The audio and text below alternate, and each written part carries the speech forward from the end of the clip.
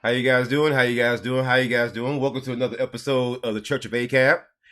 We're going to be having a conversation about some police officers tonight and some sheriff's deputies, and they've been doing some racist, naughty stuff. And we're going to have a conversation about it. But before we get into that, we got to share the stream out. We got to make sure everybody knows that we are live right now. Let's make sure we are live, right? Let's make sure that we are live. Let's make sure that everybody knows that we are live. And that way everybody can join in and see what we all going to be doing on this evening. I want everybody to know what we're doing this evening so that we can have ourselves a grand old time. So, with that being said, let's get into the stream, guys. Guys, tonight we are having a discussion about racist police officers. Now, we're going to have several discussions, but this is going to be one of many. This is definitely going to be one of them, for sure. For sure. So you have a police chief here who's not only a racist, but he was attacking women and children. Yeah. That's where we're at, folks. Let's play some of this real quick. Pickens County Sheriff. Rashad, thank you. The Easley Police Chief, Stan Witten, has resigned after he reportedly called people racial slurs during a fight. WYFF News 4's Peyton Furtado has been following the story from the beginning. Peyton, what have you learned today? Yeah, as of today, Nigel, Major John Hamby, who's been with the Easley Police Department since 1998, is going to fill in as the interim police chief. He's been here since then, and Stan Witten has been police chief here since 2021. Wednesday, Witten was placed on administrative leave, and a Pickens County Sheriff's Office report released soon after stated he'd been involved in a disagreement blocking traffic near the Mile Creek boat landing at Lake Kiowee on Saturday. Witnesses say soon after, Stan Witten walked over to the Cassiano family during that disagreement and yelled profanities, calling them racial slurs in front of their children. That encounter led to a fight witnesses say started with someone punching Witten in the face. Jeff Bowman was on the lake Saturday celebrating his daughter's birthday. He says Witten's daughter and her fiance were also involved. So, as you can see, this is a very interesting individual. A very interesting individual. So let's make sure we do some dedicated content towards that. So, family, this story comes from my home state of South Carolina. Witnesses described the fight between Stan Witten, who used to be the chief of Easley Police in South Carolina, and there was an accident at Lake Kiowee in South Carolina, and the accident involved a fight. That's very interesting. So once again, this story comes from South Carolina. This is about the Easley Police Chief, Stan Witten, who has resigned. Now, I've already done a story about this, but I want to give you a bit of an update because you didn't know the background of this. So he was at a lake during Memorial Day weekend, and there was a disagreement about blocking traffic. And this guy got into a fight with the Cassiano family, and he started hitting women and children, and he started to attack this family. And when he attacked the family got the best of him. The fiance, the children, and the wife started fighting back, and they started getting the upper hand against him. And on top of that, he flashed his badge, and that's when they backed off. And then he started screaming profanities at people, started being racist, shouting racial slurs at the family.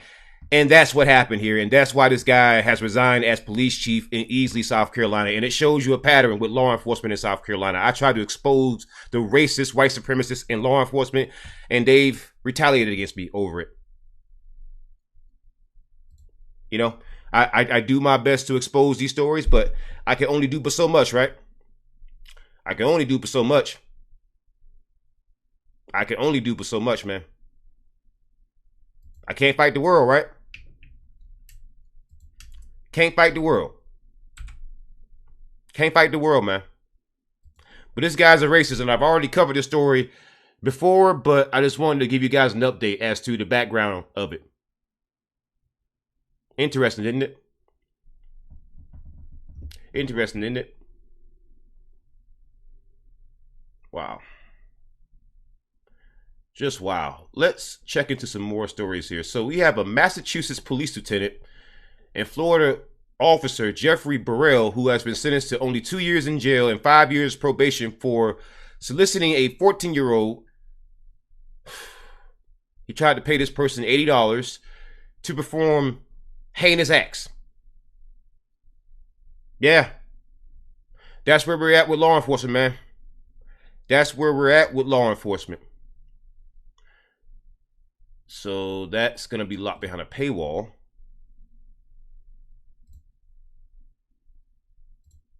But I know how to find these stories. Jeffrey Burrell, that's all I need in terms of a name. Let's open a new tab. Let's slide that tab right about here. Let's type in Jeffrey Burrell. Let's see what we get.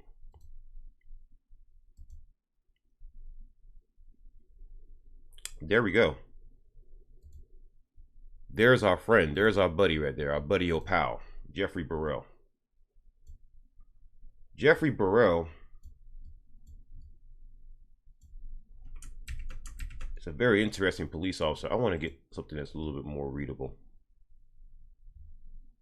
for you guys. Let's get the copy link address. Let's go to archive.is.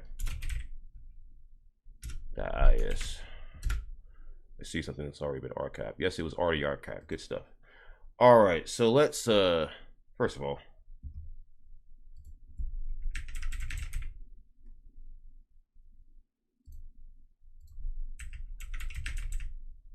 let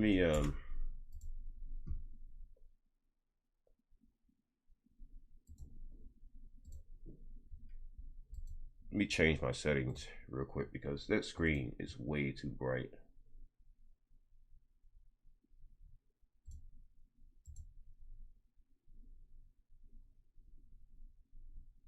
That screen is way too bright.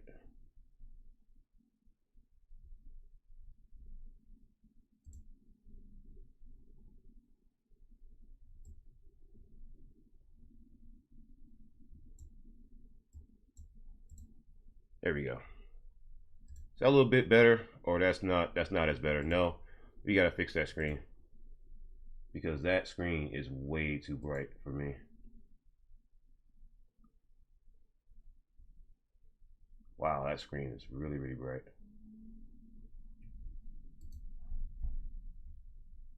Because I artificially changed it up a little bit.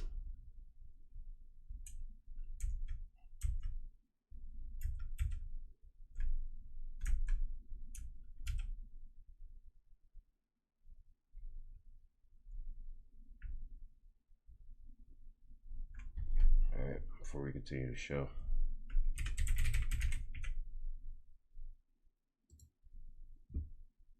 Before we continue the show, this has got to change.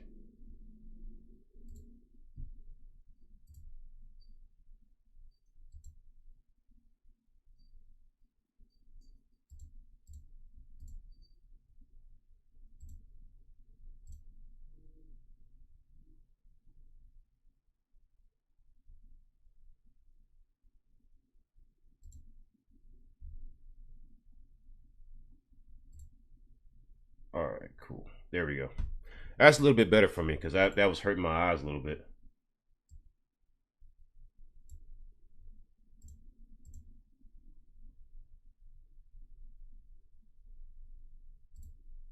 There we go.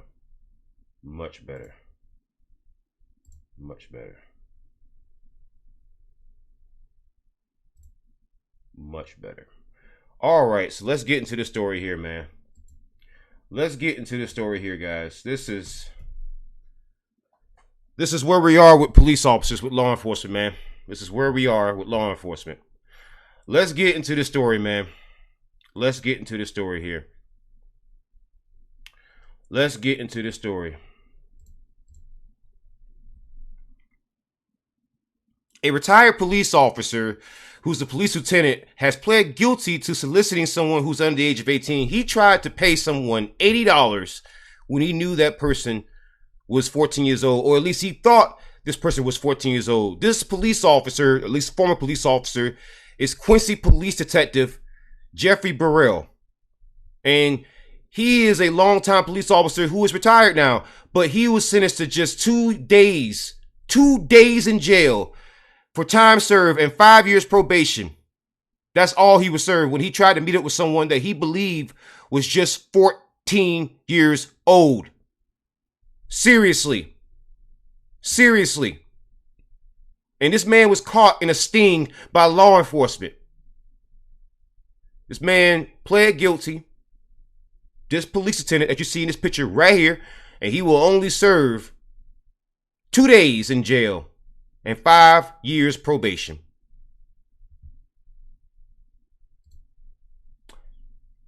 That's it. 2 days in jail, 5 days probation. That's what Burrell is going to get. That's it. 2 days in jail, 5 years probation. That's it. That is all this man will get.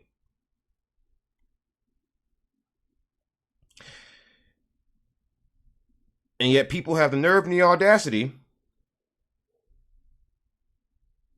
to ask me, why do I do what I do? Fascinating. It's fascinating how people can find time and find reasons to go after me, right?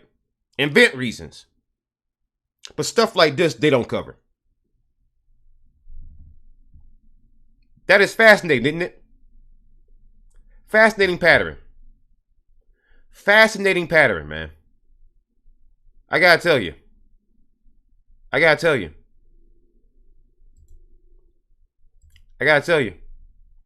You got another one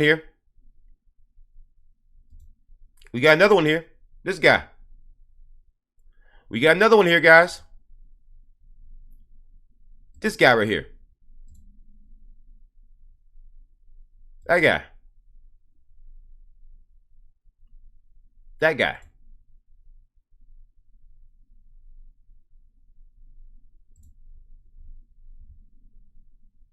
Let's go over this a little bit. Unspeakable cruelty. Anderson County Sheriff's Office arrests 2 people charges related to people who are under the age of 18. One of them was a former police officer. Right? Kevin Renville was charged with 4 counts of aggravated essay of a kid. 1 count of something horrible. This dude targeted someone who was under the age of 8 years old between 2013 and 2014, and a kid under the age of 13 between 2015 and 2019. Wow.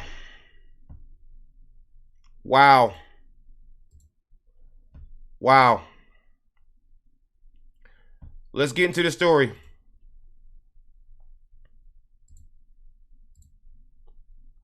So this story comes from Tennessee. We have a police officer here whose name is Kevin Renville. He is a former South Dakota police officer. He's been charged with 4 counts of essaying a kid and another heinous criminal charge. Wow. Let's go over to the news article here. You see right here, this dude has been arrested. Kevin Renville was charged with 4 counts of horrible crimes and another count of a horrible crime. And this guy allegedly essayed someone who's under the age of 8 years old.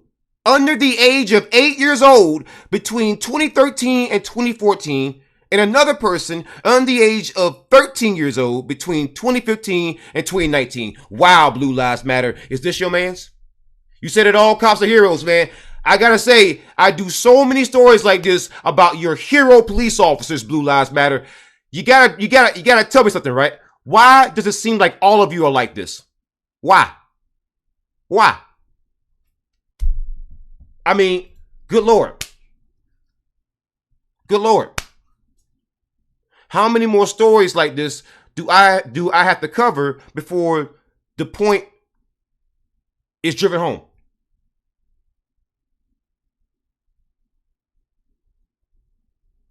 How many? 1 million? 1 billion? A bajillion?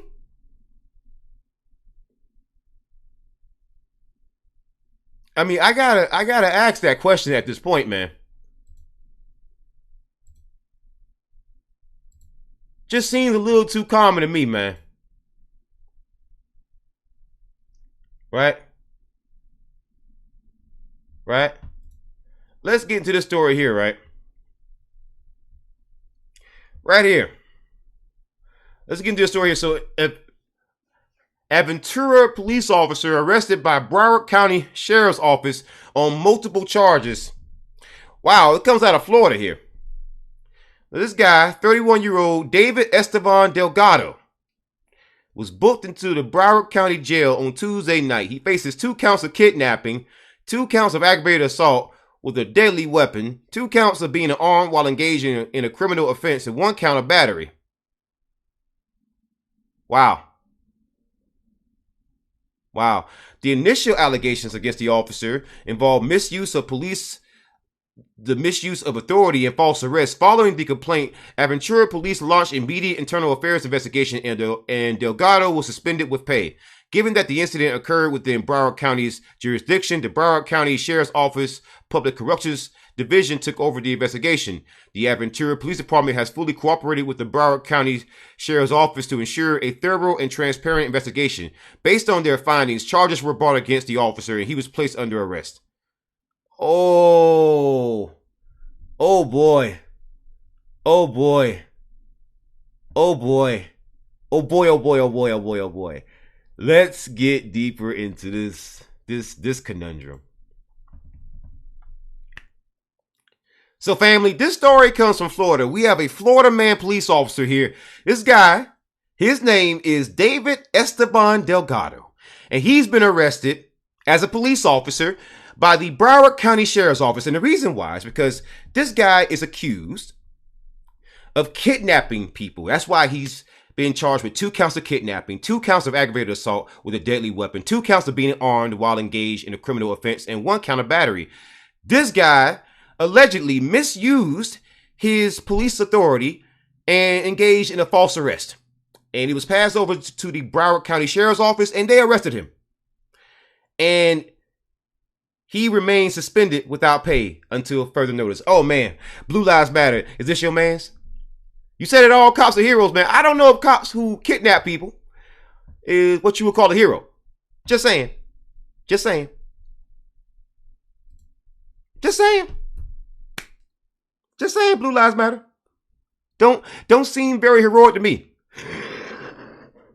You got to admit, man. It just don't seem all that heroic. Gotta say, you know. Just gotta say. Oh man. Oh man. Let's open ourselves up another one here. Oh boy. Oregon police officer Robert Rohde has been sentenced to 14 years in prison for secretly recording people who were under the age of 18 in order to create CP. Wow. Wow, Blue Lives Matter. Is this your man's? Wow. Wow. Wow. Let's get into this one here. So family, this story comes from Oregon. You have an Oregon police officer here whose name is Robert Rohde, who has been sentenced to 14 years in prison because he was secretly recording people who were under the age of 18 in order to create CP. Don't believe that?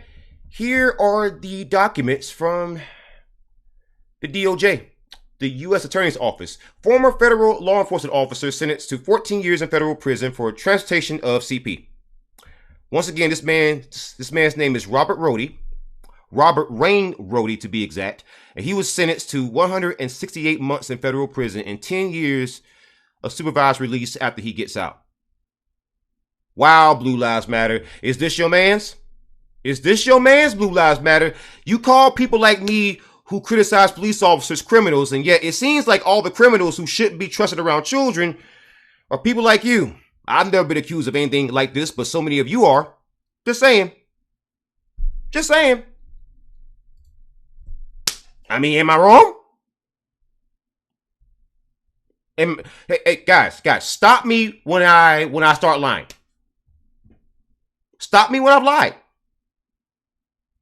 Did I lie? Was I wrong? I just covered. Here's the thing, right? This stream has only been going for 20 minutes and 30 seconds. So 20 minutes and 25 seconds, right? This lets you know that I've covered 2, maybe 3 of these types of stories just that quickly. Just that quickly. And that should tell you something, that if I can cover 2 or 3 types of stories where police officers are predators, and it's that quickly, and these are fresh new stories, and I've covered so many already, do you not think that maybe I might have a point when I say maybe predators are drawn to this profession because of all the power they are given and the access to children? Do you think that maybe I might be on to something, or maybe I'm just saying stuff? Do you think that it's that maybe, let's say in just 20% of cases I'm correct? Do you not think that's something that's worthy as a society to actually discuss? Do you think so? No? Well, then you can see the reason why we haven't fixed this problem yet, because we refuse to even address it. But here, this story here,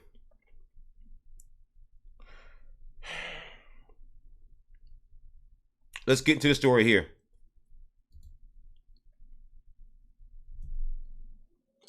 So family, this story is an update from Maryland. It's about a police officer who has been placed behind bars. This guy's name is Jason Michael Coley, and he was charged with second-degree abuse of a kid after bruises were discovered on his 3-year-old daughter's arms. Now, this guy was already in hot water because one of his children passed away. One of his children already passed away. He's a peking police officer. And now he's back in jail because bruises were discovered on another kid. Blue Lives Matter, I gotta ask you, is this your man's?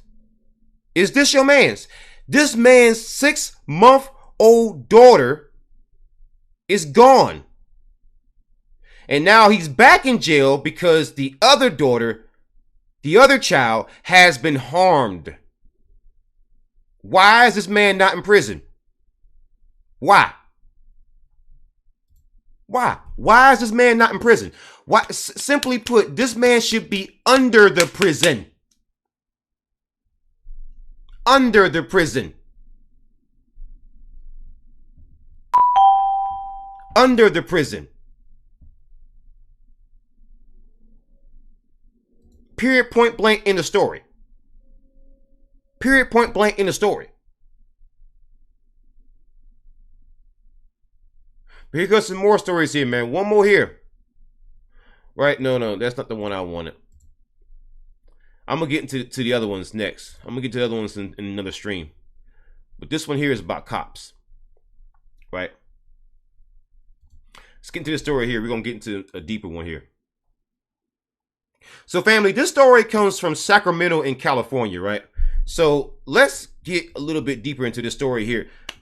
This story comes from Sacramento in California, and findings released in audit of Sacramento police misconduct complaint cases reveals that black people were right. We were complaining about these police officers in Sacramento in California being racist towards black people, and people were not listening to us. Well, it turns out that we were actually right. So we're going to get deeper into this article here. Let's have a full open discussion about this because people have to start being honest about these things. What you're discovering recently with black folks is that we aren't discovering anything new. You're just discovering that black people were right about police officers, right? So what you find in this report here is that black drivers are 3 times more likely to be stopped than other drivers of any other race. Black pedestrians are 6 times more likely to be stopped than any other race of people. Anybody else, including Native Americans. Black residents are 3 times more likely to be searched for drugs weapons, or stolen goods. That audit was done on the police there. And when it comes to excessive force, use of force, deadly force, what do you think it is? Given all these other facts that we know now, what do you think it is? Let's have a discussion about this. I want you to hear the report about this. Audit of the Sacramento Police Department's misconduct complaint cases. It involves allegations of improper search and seizure by officers. The report is being revealed tonight at City Council. ABC 10's Roxanne Elias is live. And Roxanne, I know you spoke to key players. They are calling for change. So what's the biggest concern tonight?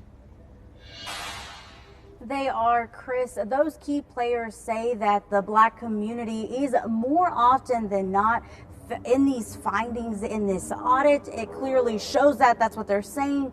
And they want to have a future, larger conversation on how to stop this from continuing to be the case. In a detailed audit, the Office of Public Safety Accountability is sharing its findings of the Sacramento Police Department's misconduct complaint cases. I'm a little surprised and disappointed. I was really hoping that the audit would come out a little different than it did, but it is something that I think we've been anticipating. The report includes 10 findings and makes 19 recommendations. One finding is the department does not have a current standalone policy regarding the Fourth Amendment and includes search and seizure. It was disturbing, right? It was like, okay, now we have quote unquote proof, if you will, of many of the concerns that have been addressed by Black people for centuries, if you will. Dr. Christy Hagan says the audit shows how the Black community is being targeted. This chart shows the racial breakdown of the complainants, with the majority being Black African American. Number one is Black drivers are 3 times to be stopped more than other drivers. That Black pedestrians are 6 times stopped more frequently than other races. That Black residents are 3 times more likely than white people to be searched for drugs, for weapons, or stolen goods. One case that particularly bothered her was that of an elderly woman who was outside recording several officers while they arrested her son. The example says the woman's demeanor was calm, but officers seized the cell phone. In another case, officers handcuffed a 10-year-old African-American female child who was not a threat to officers and was only crying. The chair of the Community Police Review Commission said, I think you guys heard enough, right? I think you all can pretty much summarize what you saw in that report, in that report, based on what you heard there. Based on what you heard there, I think we could summarize that the Black community was correct.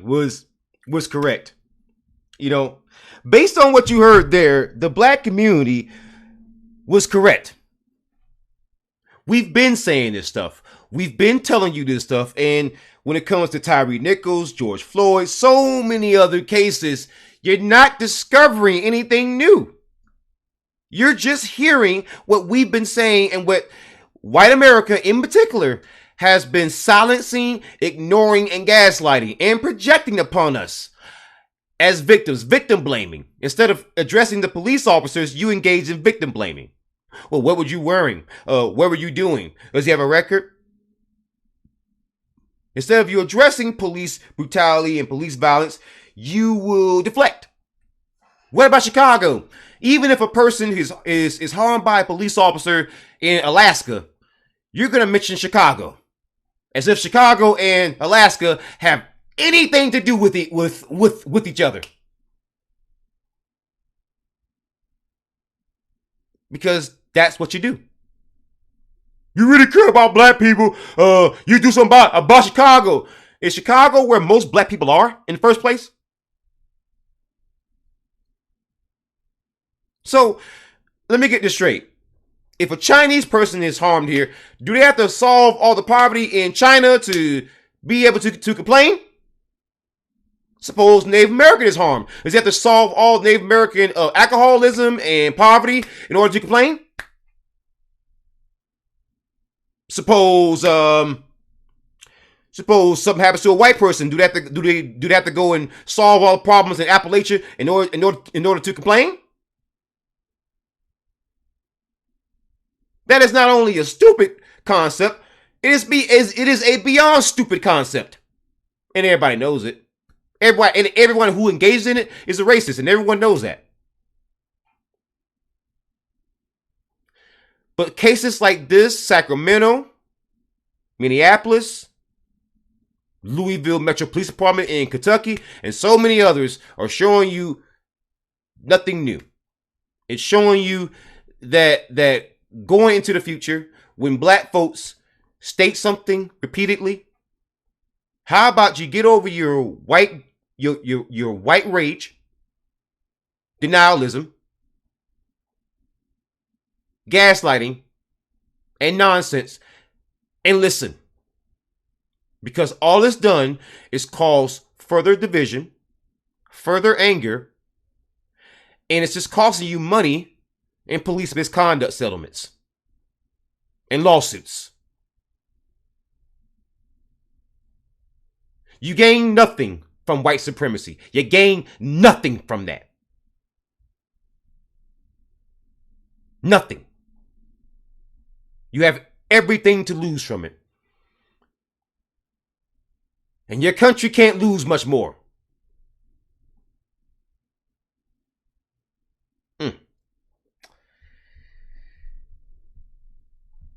I'm glad that this report came out, but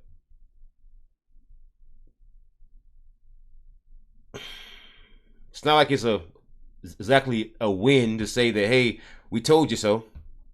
After all the black people done got harmed. There's no win in this. There's no win in this. There's no win in that. Anyways, guys, that's going to be it for the show tonight. Until next time, horns up, peace out, good night, and good luck.